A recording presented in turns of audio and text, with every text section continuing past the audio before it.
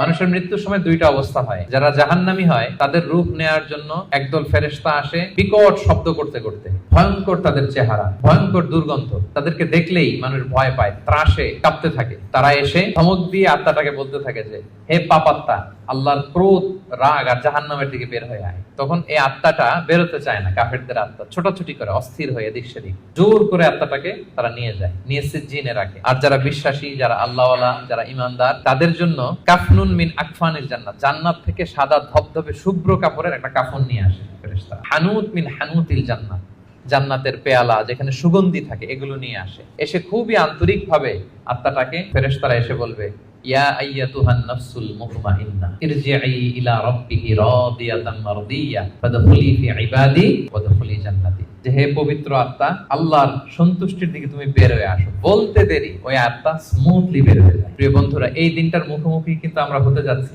একদিন আমাদের দেহ থেকেও তো আমাদের এই আত্মা বের হবে। আমরা যেন ওই শ্রেণীর অন্তর্ভুক্ত হতে পারি যাদের জন্য জান্নাত থেকে শুভ্র কাপড় আনা হবে। আল্লাহুম্মা আমিন।